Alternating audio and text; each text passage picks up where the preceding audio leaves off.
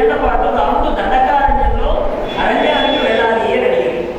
ఇప్పుడు చూడండి, అరణ్యానికి వెళ్ళడం అనేది కైకమ్మ వారి యొక్క ఆలోచన అయితే దండకారణ్యం అనే పేరు ఎందుకు ఎత్తింది అంటే ఆ వైపే ప్రయాణం చేయాలని ఎందుకు ఆంక్ష పెట్టింది అంటే ఓ రకంగా ఆలోచిస్తే ఈ దండకారణ్యంలోనే రాక్షసులు ఉన్నారు, ఈ దండకారణ్యంలోనే జనస్థానం ఉంది, ఈ జనస్థానంలోనే శూర్పణఖ ఉంది.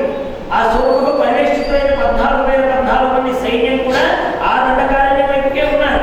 మరి ఎందుకని కైకమ్మ దండకారణ్యం అనే పేరు మాట్లాడింది అంటే ఇది కేవలం రామచంద్రమూర్తి యొక్క అవతార ప్రయోజన నిమిత్తం కైక మనస్సులో చేరినటువంటి దేవతలు కొంతమంది ఆవిడకి ఒక ఆలోచన కల్పింపజేసి ఈ మాటని అనిపించాలనేటువంటిది యథార్థమైనటువంటి విషయం వాల్మీకి రామాయణం. అందుకే ఆవిడకి కొన్ని ఉపమానాలు కూడా చెప్పాడు వాల్మీకి మహర్షి. కైకమ్మ ఎలా కనబడుతుంది వాల్మీకి మహర్షుల వారికి మనం నిన్న రోజున కొన్ని సంఘటనలు ఉల్లంఘించుకున్నాం. రామాయణంలో వసంతుడిగా అలంకరించుకున్న రావణాసుడు శ్మశాన మండపంలో ఎందుకు కనబడ్డాడంటే అతడి గుణం సరైనది కాదు కనుక. అన్ని బంగారు నగలు వేసుకున్న మందర సూత్రేవ దేవవాలని కోతిలాగా ఎందుకు కనబడింది అంటే ఆవిడ గుణం మంచిది కాదు కనుక. మరి మనం అనుకున్నట్టుగా కైకమ్మే కనుక రాముడి పట్ల అపచార భావంతో అపరాధ భావంతో కనుక ఉన్నట్లయితే ఇప్పుడు కైకమ్మ మనకెలా కనపడాలి? పోనీ మన దృష్టి ఎలా వచ్చండి, వాల్మీకి ఎలా కనపడాలి? వాల్మీకి కూడా ఏ రావణాసుని లాగానో ఆవిడకి వచ్చి ఆవిడ ఒక భూతంలా కనపడుతోందనో యమదూతలాగా అనిపిస్తుందనో రాయొచ్చు కదా. మరి ఎలా రాశాడు అయినా అంటే వాల్మీకి రచనా ఔన్నత్యంలో కైకమ్మ యొక్క స్థితి ఏమిటో మనకి మా అయోధ్యాకాండలో చెప్పారు. లతామివ వినిష్కృతాం ఎలా కనపడుతుందట కైకమ్మ తల్లి అంటే తెంపబడిన లతలాగా కనపడుతుందట. ఇప్పుడు లత ఎంత కోమలమో మనందరికీ తెలుసు. తీగ, ఆ తీగ అనేటువంటిది చాలా సూక్ష్మంగా ఉంటుంది, చాలా అందంగా అల్లుకుపోతుంది ఒక పందిరికి. అలాంటి ఆ లతలాగా పోల్చాడు ఆవిడ. అంటే తెంపబడిన లతలాగా. తెంపింది ఎవరు? అక్కడ కారణం ఉంది. ఓ వస్తువు పడిపోతుంది అనుకోండి, మన పిల్లాడు తప్ప ఆ గదిలోకి ఎవరు వెళ్ళలేదు, అది పగిలిపోయింది. వాడిని అడుగుతాను ఎలా ఎవరు పడేశారని, వాడు నిజం చెప్తాడా? నేను ఆ వైపుకే వెళ్ళలేదు అనేస్తాడు. మరి ఇప్పుడే కదా నేను వచ్చేటప్పుడు ఆ వస్తువు బాగానే ఉంది, నువ్వు వెళ్ళావు, ఆ వస్తువు పగిలిపోయింది అంటే నువ్వే కారణం అక్కడ. అంటే వస్తువు పగలగానే తల్లి దృష్టిలో ఎవరు కదలాడతారు? ఈ గదిలోకి వచ్చింది నా పిల్లాడే కదా. మరి ఇప్పుడు ఒక లత తెగిపోయిందంటే అక్కడ కారణం ఎవరై ఉన్నారు? లత తెగిన లత కనబడుతుందే కానీ ఆ తెగడానికి కారణమైనటువంటి దైవశక్తి అనేటువంటి కనబడకుండా ఉంటుంది అంతలేదు. అందుకని దేవతల యొక్క శక్తి చేతనే ఆవిడలో ఇలాంటి బుద్ధి చొరబడింది అని వాల్మీకి మహర్షి యొక్క అభిప్రాయం. అందుకనే కైకమ్మ ఒక దూషణ కూడా చేయనివ్వలేదు ఎక్కడా కూడా. ఆఖరు భరతుల వారు తల్లిని తోలనాడుతూ మాట్లాడుతూ ఉంటే వశిష్ఠుల వారు చెప్తారు, ఏమయ్యా భరత, ఇదేనా నువ్వు మీ అన్నగారి దగ్గర నేర్చుకున్న సంస్కారం? లోకంలో రాముడు తమ్ముడు అంటే ఎలా ఉండాలి? ఇలా తల్లిని తోలనాడేవాడు అన్నకి తమ్ముడు అవుతాడా? రాముడు మెచ్చుతాడా? ఇదే మాటని మళ్ళీ భరతుల వారు శత్రుఘ్నుడితో అంటాడు రామాయణం. మనకి మందర కదా ఇంతటికీ కారణం. మనందరం ఉదయం చెప్పుకున్నాం కదా మందర అనే ఉంటుందని. ఆ మందర అద్భుతంగా నగలు వేసుకొని పైన ఉన్న సమయంలో ఆవిడ శత్రుఘ్నుల వారు ఏం చేశారంటే ఆవిడ జుట్టు పట్టుకుని ఇలా మెడ పట్టుకుని మేడ మీద నుంచి కిరిమిరి తీసుకొస్తూ ఉంటాడు. భరతుల వారు చూసి అంటారు, శత్రుఘ్న, ఇది మన పట్ల అపచార భావంతో ప్రవర్తించి ఉంటే ఉండొచ్చు కాక, కానీ మనం ఒక స్త్రీమూర్తిని ఇలా మనం చేశామనే సంగతి రాముడికి తెలిస్తే జీవితంలో మనతో రాముడు మాట్లాడతాడా? రాముడు వ్యతిరేకించే పనిని, రాముడు కాదన్న పనిని, రాముడికి ఇష్టం లేని పనిని మనం చేసి రాముడి తమ్ముళ్ళు అంటూ లోకంలో తిరిగితే సరిపోతుందా? ఏమిటి రామభక్తులు అంటే అర్థం ఏంటి? రామభక్తులు అంటే 3 నామాలు పెట్టుకుంటారనే అర్థం. 3 నామాలు పెట్టుకున్న వాళ్ళందరూ రామభక్తులు అవుతారా? రామభక్తుడు అంటే రాముడు ఏ నడవడికతో ఆయన ఈ లోకంలో ప్రయాణం చేశాడో కనీసం దానిలో కొంతైనా ధర్మబద్ధంగా ఆలోచించే ప్రయత్నం చేస్తే అది రామభక్తుడు అనడానికి నిదర్శనం. అంతేగాని ఇక్కడ రామభక్తుడై ఉండి రాముడి ప్రవర్తనకు వ్యతిరేకంగా ప్రవర్తిస్తే అది నిజమైనటువంటి స్థితి కాదు కదా.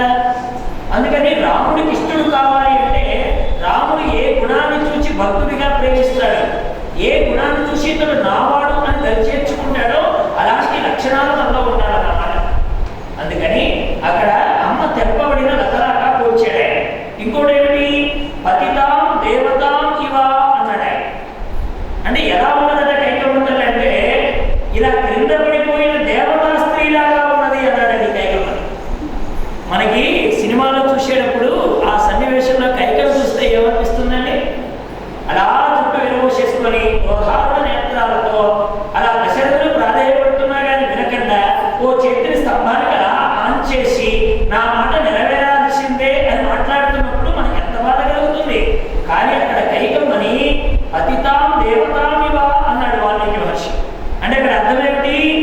కింద పడిపోయిన దేవతా స్త్రీలాగా ఉన్నదంటే ఆవిడ ఏదో చిన్న శాపవశాత్తు మానసిక దోషమో కాయక దోషమో వాచా దోషం చేతనో ఉన్నతమైన స్థితి నుండి జారి పడిపోయిన దేవతా స్త్రీ ఎలా కనబడుతుందో కైకమ్మ అలా కనబడింది వాల్మీకి. ఇప్పుడు చెప్పండి, మనకు కైకమ్మ భూతంగా కనిపించిందంటే మనం వాల్మీకి దృష్టితో ఆలోచిస్తున్నామా, మన దృష్టితో ఆలోచిస్తున్నామా? కైకమ్మ విచారణ చేయండి. కిన్నరీమివ విద్ధుతాం, కిన్నరీమివ విద్ధుతాం అన్నాడు. కిన్నరి అంటే గరుడ, గంధర్వ, యక్ష, కిన్నెర జాతులు మనం పేరు చదువుతూ ఉంటాం కదా. నాగ, గరుడ వీళ్ళందరూ కూడా దేవతాగణాలలో ఉన్నతమైన గణాలకు చెందినవాడు. వీళ్ళలో అది ఎలా కనబడుతుందట? కిన్నరీమివ విద్ధుతాం అన్నాడు. అంటే ఏదో మనస్సులో బాధ కలిగి ఉండి ఆ బాధను పైకి చెప్పుకోలేక బాధపడుతున్నటువంటి కిన్నరీ జాతి స్త్రీ ఎలా ఉన్నదో అలా కనబడుతోంది. మనోవ్యాకులతతో నిండినటువంటి ఒక కిన్నరీ స్త్రీ లాగా కనబడుతోంది కైకమ్మ తల్లి అన్నాడు. అక్కడ ఎంత అద్భుతమైన పదాలు చూడండి. చ్యుతాం అప్సరసాం యథా, అప్సరస క్రింద జారి పడిందట. చ్యుతాం అంటే జారి పడడం. అలా క్రింద పడ్డటువంటి అప్సరస స్త్రీ లాగా ఉన్నదట ఆవిడ. మాయావివ పరిభ్రష్టాం, పని చెయ్యని మాయలాగా కనబడుతుందట. హరిణీమివ సంయుతాం, ఏదో బెదురులు వలలో చిక్కిన లేడీ ఎలా బెదురు చూపులు చూస్తూ ఆ వేటగానికి చిక్కానే బాధలో ఆ వలలో నుంచి తప్పించుకోవాలని చూస్తుందో అలా కనిపించిందట ఈ కైకమ్మ తల్లి. కరేణ నివదిధ్యేన అంటే ఒక విషపు బాణము వేటగాడు గుచ్చితే ఆడ ఏనుగు ఎంత బాధపడుతుందో ఆ విషపు బాణము మునికి దెబ్బతిన్న ఆడ ఏనుగు ఎలా ఉంటుందో కైకమ్మ తల్లి అలా ఉన్నది. ఇప్పుడు ఇన్ని పోలికల్లో ఎక్కడైనా మీకు కైకమ్మ తల్లిలో దోషం కనిపించిందా? ఇది వాల్మీకి చెప్పినటువంటి యథార్థమైనటువంటి విషయాలు. వాల్మీకి రామాయణ అయోధ్యాకాండలో చెప్పిన మాటలు ఇవన్నీ కూడా. ఎందుకని మనం ఇలా చెప్పుకుంటున్నామంటే మనందరికీ అయోధ్యాకాండకి రాగానే ఎవరు కనిపిస్తారు? మెయిన్ విలన్ అంటే కైకమ్మ మనకు అనిపిస్తుంది. రావణాసురుడి కంటే ఈ కైకమ్మ చాలా ప్రమాదమే అనిపిస్తుంది. అంటే మన హృదయానికి రాముడు అంటే ఉండేటువంటి అమితమైన ప్రేమ ఇష్టం చేత మన రాముని ఇబ్బందులు పెట్టిన కైకమ్మలో ఇంత దుష్టత్వం ఉందా అని అనిపిస్తుందే కానీ అంత దుష్టత్వపు మాటలన్నీ లోకం చేత అనిపించుకోబట్టేటువంటి ఆ అమ్మ రామచంద్రమూర్తికి అవతార ప్రయోజన నిమిత్తం అరణ్యాలకు వెళ్ళడానికి మార్గం సుగమం చేసింది ఆ తల్లి.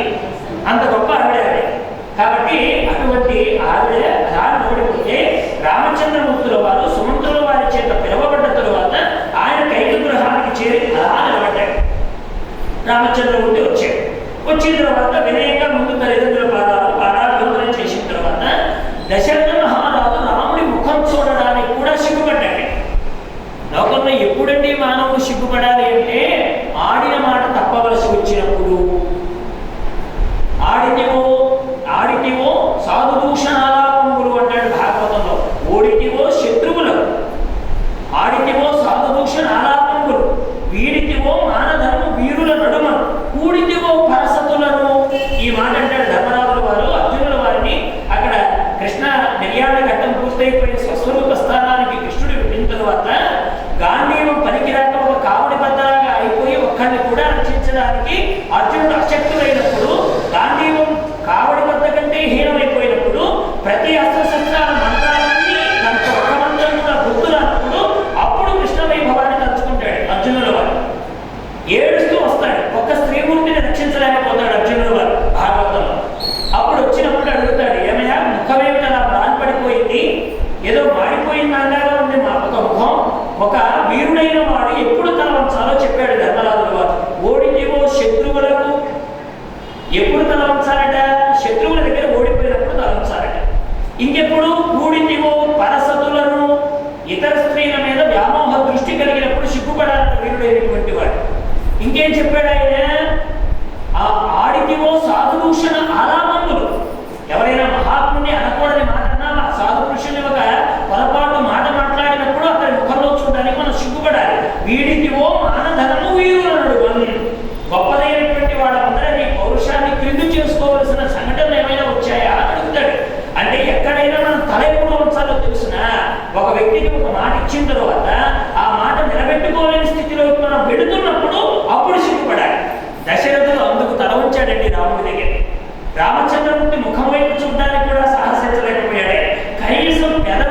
పలకరించలేకపోయాడు రాముడిని.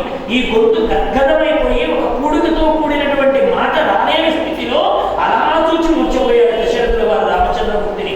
ఆ స్థితిలో తండ్రిని చూడగానే బాధపడ్డాడు రామచంద్రమూర్తి. అమ్మా, ఎందుకని ఈ విధంగా నాన్నగారు ఇలా పడుతున్నారు నేల మీద? హంసపురిగా తత్వం మీద శేషించవలసిన మహారాజు ఈ కఠినమైన నేల మీద పడవలసినటువంటి దుస్థితి ఏమిటి ఏర్పడింది? ఆ వైపు కైకని చూస్తున్నాడు, ఈ వైపు దశరథుని చూస్తున్నాడు. దశరథుడు ఎందుకో కైకను చూచి భయం చెందినట్టుగా అతడు ముఖ కవళికలను బట్టి అర్థమైపోయింది. ఒక పగబట్టిన త్రాచుపామును చూస్తే దాని పొరపాటును కాలు వేసి తొక్కినవాడు అది పడగ వెప్పి బొసగొడుతుంటే దాని వైపు చూడడానికి ఎంత భీతి చెందుతాడో అంత భయపడుతున్నట్లుగా ఆయన అనుకున్నాడు. అంత ధైర్య స్థితిలో తండ్రిని చూడగానే రాముడు ఆలోచన ఊపిరి తీసుకోలేనంతగా అతన్ని బాధ పెడుతున్నాయి. అమ్మా, ఏమైంది? తెలిసో తెలియకో నేను ఏమైనా తప్పు చేశానా అని అడిగాడండి రాముడు. మాట్లాడే విధానం రాముడి దగ్గర నేర్చుకోవాలి. ఎందుకంటే మన వాళ్ళు ఒక మాట అంటారు, మాట్లాడటం తెలిస్తే పోట్లాట ఉండదు అని. లోకంలో పోట్లాట ఎందుకు వస్తుంది అంటే మాట్లాడటం తెలియకనే. మనం ఒక మాట అంటే మన ఆవిడ ఇంకో రకంగా అర్థం చేసుకొని, మనం ఒక మాట అంటే మన తల్లిదండ్రులు ఇంకో రకంగా అర్థం చేసుకొని, ఆ మాటలలో అర్థభావాలలో ఉండే దోషాల వల్ల పోట్లాట వస్తుంది. ఇక్కడ దోషాన్ని తన వైపు వేసుకున్నవాడు ఉత్తముడు అవుతాడే. ఓసారి రామకృష్ణ పరమహంస గారి భార్య గారు శారదామాత ఈ ఒక పండు ఇవన్నీ ఉంటాయి కదండి, అరటి పళ్ళని లేకపోతే యాపిల్ పళ్ళని ఏమో తెస్తారు కదా, వాటిని కత్తితో కొయ్యడానికి చాకు తెమ్మన్నాడు. శిష్యులందరూ పొలవమంటూ పరిగెత్తారు. అందరూ అమ్మగారు చాకడిగితే ఎవరు ముందు తీసుకొస్తే వాడు కాస్త ఏది అమ్మ దయగలుగుతుంది కదా అని అందరూ వెళ్ళారు. అయితే అందరూ చాకు తెచ్చిన విధానం వేరు, వివేకానందుల వారు చాకు తెచ్చిన విధానం వేరు. అందరూ చాకు తెచ్చారు.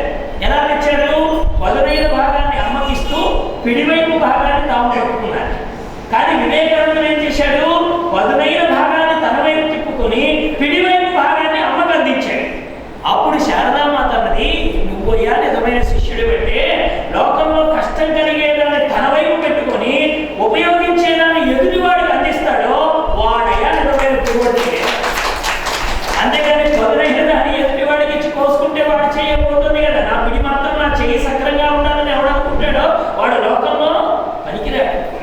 కాబట్టి తప్పేదైనా ఉంటే తన మీద ఆపాదించుకుంటాడండి జ్ఞాని. ఎప్పుడైనా క్షమాపణ ఎదుటివాడు అడగడానికి ముందరే నేను ఏమైనా తప్పు చేశానా అని బాధపడేవాడు ఎవరైనా ఉన్నారంటే లోకంలో రామచంద్రమూర్తి. ఆయన అన్నాడు, అమ్మా, నాన్నగారు అలా ఉండడానికి నేను ఏమైనా తప్పు చేశానా? నాన్నగారు నాతో ఎందుకు మాట్లాడడం లేదమ్మా అన్నాడండి రామయ్య.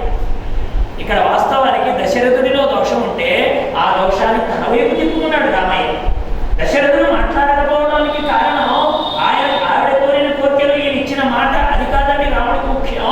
నా వలన ఏదైనా అపరాధం నా తండ్రి గారికి జరిగిందా? ఎందుకు మాట్లాడలేదమ్మా నాన్నగారు?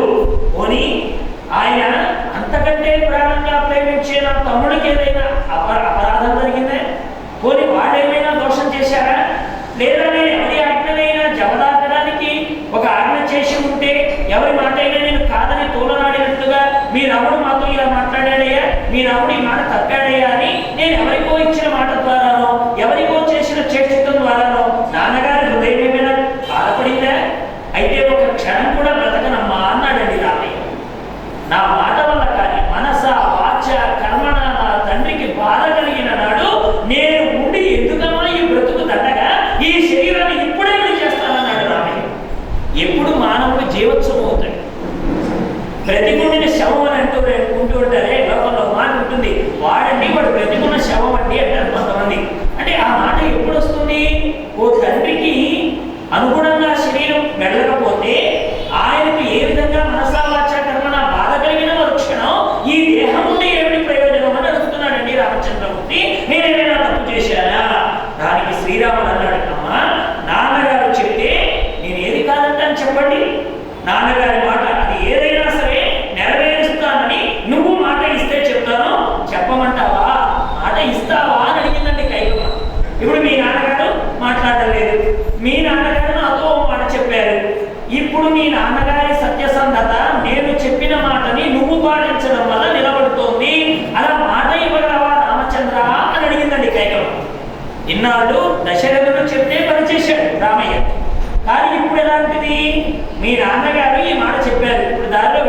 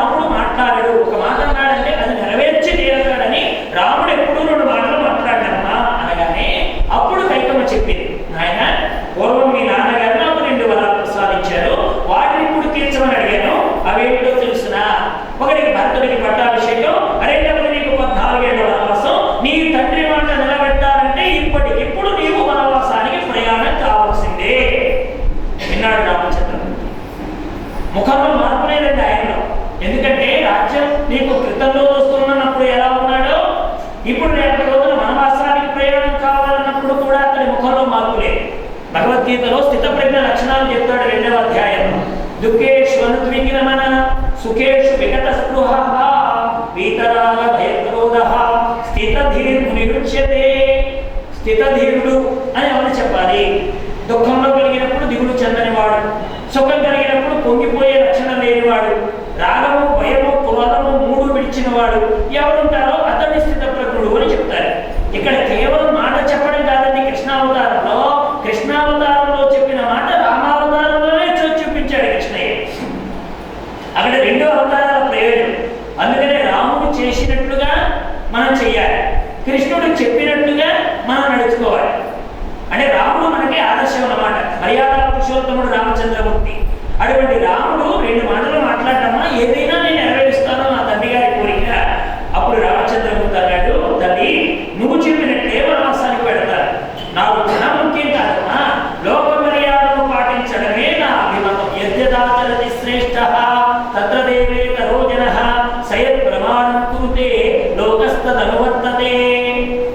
కృష్ణయ్య ఒక మాట అంటాడు, ఏమయ్యా ఇన్ని చేసే కృష్ణయ్య, నువ్వు నగల్లో కూర్చోవడం నీకేమైనా పనే? గుర్రాలు కడగడం నీకేమైనా పనే? వచ్చిన బ్రాహ్మణుల పాదాలు కడగడం నీకేమైనా పనే? ఎంగిటి ఇస్తనే తేయడం నీకేమైనా పనే? ఇంత భగవంతుడు కదా పని చేయడం నీకెందుకయ్యా, అవసరమా అని అడిగారు కొంతమంది కృష్ణయ్య. అప్పుడు ఆయన అన్నాడు, నేనే కనుక పని చేయక మిన్నకున్నట్లయితే స్వామిని పోతులందరికీ బ్రాండ్ అంబాసిడర్లు అయిపోతారు. వాళ్ళందరూ ఏమంటారు, కృష్ణుడు అంతటి వాడే పని చేయలేదు, నేను ఎందుకు చేయాలి? లోకంలో కొన్ని గొప్ప పనులు చేయడానికి ముందుకు రారు, కానీ స్వామితనానికి ఎవరో ఒకరిని చూపించి ఇదిగో వాడే చేయడం లేదు నేను ఎందుకు చేయాలి అని అంటూ ఉంటారు. మా విద్యాప్రకాశానందగిరి స్వామి వారు చెప్పారు, ఒక గురువు గారి దగ్గర శిష్యుడు చేరితే ఆయన మొక్కలు ఎండిపోతున్నాయి, కాస్త నీళ్లు పోయిరా అన్నాడు. గురువు గారి చేతిలో నుంచి బకెట్ చేరాలంటే చేతులు నెప్పులండి, నేను ఆ పని చేయలేను, ఇంకోటి ఏమైనా చెప్పండి. అది ఆజ్ఞ నాకు శ్లోధనీయం అన్నాడు. మళ్ళీ అదొక తోక. వెంటనే గురువు గారు అన్నారంటే, ఒరే దూరంగా ఉండే చేను దగ్గర పశువులు తిరుగుతున్నాయట, పంట లేకపోతే విద్యార్థులకు భోజనం ఎలాగా, కాస్త పంటకే వెళ్ళి కాపలా వెళ్ళరా అంటే, గురువు గారు అంత దూరం నడవాలంటే నాకు కళ్ళేమైపోతాయండి, కాళ్ళు నెప్పులంటే ఆ పని చేయలేను, మీ ఆజ్ఞ శిరోధార్యం అండి అన్నాడు. ఇది ఒకటి మళ్ళీ మాట. తర్వాత వెంటనే గురువు గారు చెప్పిన ప్రతి పనికి వాడు సాగు చెప్తున్నాడు. ఆఖరి గురువు గారు చెప్పారు, ఒరే ఇంతకు ముందర ఒక భక్తుడు వచ్చి 1 కేజీ లడ్డు పెట్టాడా, వంటగదిలో తింటావా అని అడిగాడు. అప్పుడు వాడు అన్నాడు, గురువు గారు ఇప్పటి వరకు తమరు చెప్పిన పనిని కాదన్నందుకు సిగ్గుతో చితికిపోతున్నానండి, కనీసం ఈ ఆజ్ఞమైనా పాటించి మీకు తగిన శిష్యుడు అనిపించుకుంటాను, వెళ్ళి లడ్డు పెట్టానండి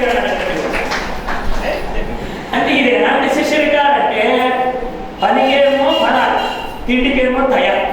ఈ శిష్యుడు జ్ఞానం ఎలా వస్తుంది అన్నారు విద్యాప్రకాశానందగిరి స్వామి. అంటే కొన్ని పనులండి చేయడానికి తప్పించుకోవడానికి తాను వెతుకుంటాం మనం. కానీ రాముడండి ఎంత ఆదర్శ పురుషుడండి. కృష్ణావతారంలో ఏది చెప్పాడో అదే చేశాడు.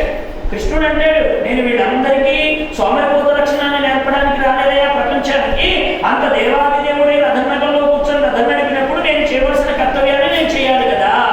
మరి దేవాది దేవుడే కదా, ఎందుకు చేశాడు ఆ పనిని అంటే కర్తవ్యం.